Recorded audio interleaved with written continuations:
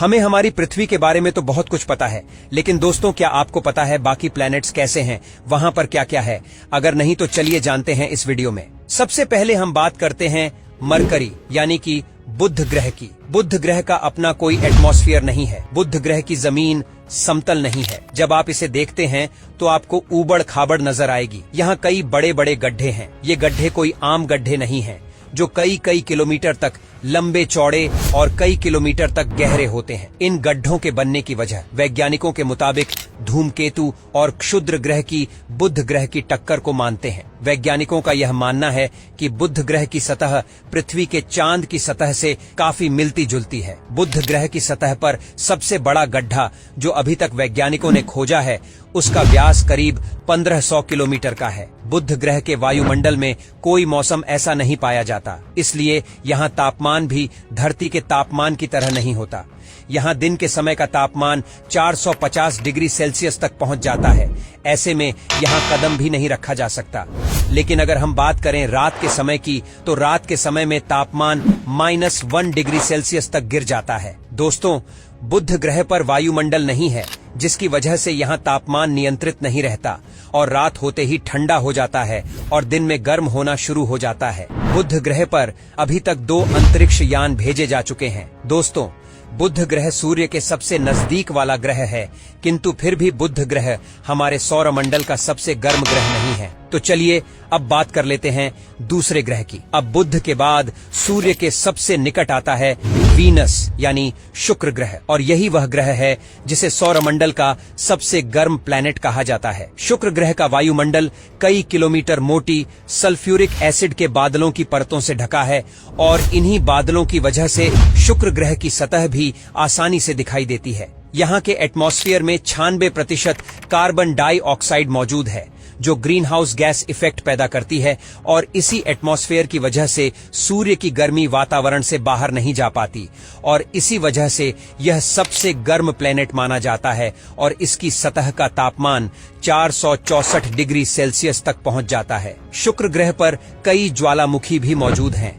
यहाँ की सतह चट्टानों और ज्वालामुखी से निकले लावा से मिलकर बनी है। यहाँ की सतह का 60% हिस्सा ज्वालामुखी के लावा से बना हुआ है। यहाँ का एटमॉस्फेयर प्रेशर पृथ्वी से 90% ज्यादा है, इसलिए यहाँ चलना भी हमारे लिए मुश्किल है। यहाँ चलने पर आपको ऐसा महसूस होगा जैसे आप समंदर में कई किलोमीटर नीचे चल रहे हों। इस प्लेनेट के अधिक तापमान की वजह से यहाँ भेजे गए स्पेसक्राफ्ट भी ज्यादा देर तक यहाँ टिक नहीं पाते। तो चलिए दोस्तों, अब इस सफर को थोड़ा आगे बढ़ाते हैं। अब चलते हैं मंगल ग्रह पर। यह सूर्य से चौथे नंबर पर आता है। अब आप सोच रहे होंगे कि तीसरे प्लेनेट का क्या हुआ, तो बता दें कि सूर्य के तीसरे नंबर की दूरी पर हमारी पृथ्वी आती है, जिसकी सतह के बारे में आप जानते हैं। तो हम सीधा मंगल पर आते हैं। इस प्लेनेट की सतह लाल है और इसी वजह से इसे लाल ग्रह भी कहा जाता है। मंगल ग्रह की जमीन से बहुत अधिक मात्रा में आयरन और खनिज पाए जाते हैं और यही आयरन यहाँ की सतह में मौजूद धूल और पत्थरों में भी पाया जाता है। आयरन के खनिजों का ऑक्सीकरण होने की वजह से यहाँ की सतह लाल हो गई है, जिसे आप जग या हेमीटाइट के रूप में जान सकते हैं। मंगल ग्रह पर ठंडा और पतला वायुमंडल होने की वजह से पानी ज्यादा देर तक लिक्विड फॉर्म में नहीं रह पाता। यहाँ वातावरण काफी ठंडा भी होता है। यहाँ पर धूल भरी आंधी के गुब्बार और आंधी के बवंडर चलते रहते हैं। सूर्य के दूर होने की वजह से यहाँ का औसतन तापमान 55 डिग्री सेल्सियस तक रहता है और मंगल ग्रह का अधिकतम तापमान 30 डिग्री सेल्सियस तक हो जाता है, जबकि ठंड में यह तापमान 130 डिग्री तक हो सकता है। मंगल ग्रह की सतह कुछ इस तरह की हड्डियां बनाई हुई नजर आती हैं, जिन्हें देखकर ऐसा लगता है मानो ये है जल के प्रवाह से बनी है और वो है पत्थर के किनारे और रास्ते में आने वाली बाधाओं को तोड़कर आगे बढ़ती हैं ये धारियां। एक छोटे से क्षेत्र में शुरू होती हैं जो फिर कई सैकड़ों मीटर तक दिखाई देती हैं। दोस्तों, अब हम ध्यान से मंगल ग्रह की सतह को देखते हैं तो ऐसा लगता है कि यहाँ पहले से कोई जीवों की बस्ती जरूर रही होगी, जिसका किसी कारण से विनाश हो गया होगा। मंगल ग्रह पर जीवन की संभावनाएं हो सकती हैं। दोस्तों, इसके बाद हम बात करते हैं सौरमंडल के सबसे बड़े प्लैनेट जुपिटर की, जिसे बृहस्पति कहा जाता है, और यह एक गैस जॉइंट है, जिसका मतलब है यह गैस से बना हुआ ग्रह है या कोई ठोस जमीन नहीं है। यह प्लैनेट गैस और तरल पदार्थों से बना है। यह 1/4 हीलियम द्रव्यमान के साथ मुख्य रूप से हाइड्रोजन से बना हुआ है। यहाँ का वातावरण हाइड्रोजन और हीलियम से बना है, जिसमें अमोनिया और मीथेन काफी मात्रा में है। यहाँ वायुमंडल हजारों किलोमीटर की गहराई तक फैला हुआ है और इसे नजदीक से देखने पर यह तूफानी बादल की तरह नजर आता है। ये खूबसूरत दिखने वाले बादल असल में बहुत ही खतरनाक और जानलेवा हैं। यहाँ का वातावरण घने बादलों से भरा हुआ है। यह दिखने में घने धुएं की तरह दिखाई देता है, जो बहुत ही अजीब नजर आता है। जुपिटर इतना बड़ा ग्रह है जिसमें 1300 पृथ्वी समा सकती हैं। तो चलिए अब आगे बढ़ते हैं और बात करते हैं सैटर्न यानी शनि ग्रह की। जब आप शनि ग्रह की तस्वीर को देखेंगे तो आपको इसके चारों ओर एक रिंग दिखाई देती है। दरअसल यह रिंग जमी हुई बर्फ के छोटे छोटे पार्टिकल और चट्टानी टुकड़ों से मिलकर बनी है और यह जमी हुई बर्फ सूर्य से आने वाली किरणों को काफी हद तक रिफ्लेक्ट करती है और इसी कारण से है चमकीले नजर आते हैं। यह प्लैनेट भी एक गैस जाइंट है जिसमें हाइड्रोजन और हीलियम गैस की मात्रा ज्यादा है। शनि ग्रह का वायुमंडल 96% मॉलिक्यूलर हाइड्रोजन, 3.25% हीलियम से बना है और बाकी का अमोनिया असंतुलन, ईथेन, प्रोपेन और मीथेन से मिलकर बना है। यह वायुमंडल बहुत ही तेज हवा पैदा करता है जिसकी रफ्तार 2000 किलोमीटर प्रति घंटा होती है। जैसे जैसे हम वायुमंडल में नीचे की ओर जाते हैं, यह तापमान और एटमॉस्फेयर प्रेशर बढ़ता चला जाता है। यहाँ भी कोई ठोस जमीन नहीं है।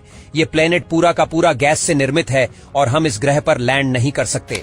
हम आपको बता दें कि शनि ग्रह पर अब तक 4 मिशन भेजे गए हैं, जिनमें सबसे पहले पायनियर 11 था, इसके बाद वाइजर 1 और वाइजर 2 था और अंत में भेजा गया कैसिनी हाइगेन्स। और इसी मिशन से हमने शनि को नजदीक से देखा था। चलिए अब बात करते हैं अगले प्लेनेट की। अब बारी आती है यूरेनस की, यानी अरुण ग्रह है और यह भी एक गैस का गोला है। यूरेनस पर कोई भी ठोस सतह नहीं है और वायेजर तो एक ही ऐसा मिशन है जो यूरेनस पर भेजा गया है। दोस्तों, यूरेनस और नेपच्यून की बात करें तो यहाँ जुपिटर और सैटर्न के मुकाबले बर्फ की मात्रा अधिक है। बर्फ के अलावा यहाँ अमोनिया और मीथेन गैस की बर्फ भी मौजूद है और इसी वजह से इन्हें बर्फीले गैसीय ग्रह भी कहा जाता है। यूरेनस के एटमॉस्फेयर में 83% हाइड्रोजन, 15% हीलियम और 2% मीथेन गैस मौजूद है। यूरेनस का वायुमंडल बाकी सभी प्लैनेट से काफी ज्यादा ठंडा है। यहाँ का औसत तापमान 224 डिग्री सेल्सियस है। मीथेन गैस सूर्य से आने वाली सभी लाल किरणों को अवशोषित कर नीले रंग को दर्शाता है और यह प्लैनेट नीला दिखाई देता है। अब बारी आती है सौरमंडल के अंतिम ग्रह यानी नेपच्यून की। दोस्तों, इस प्लैनेट के आसपास भी रिंग है। अब तक इस प्लैनेट के 5 रिंग को खोजा जा चुका है, लेकिन नेपच्यून के रिंग सैटर्न की रिंग की तरह चमकीली नहीं है। यह रिंग धुंधली और काफी पतली भी है। और दोस्तों, आपको बता दें कि वायेजर 2 एकमात्र मिशन है जो नेपच्यून पर भेजा गया है, जहां का वायुमंडल 72% हाइड्रोजन, 25% हीलियम और 1% मीथेन से मिलकर बना हुआ है। यहाँ का औसत तापमान 224 डिग्री सेल्सियस है। यह प्लैनेट नीला और दिखने में काफी सुंदर दिखाई देता है। दोस्तों, आज के वीडियो में बस इतना ही। अगर वीडियो पसंद आया तो लाइक कीजिए और ऐसी वीडियो देखने के लिए हमारे चैनल को सब्सक्राइब जरूर करें। धन्यवाद।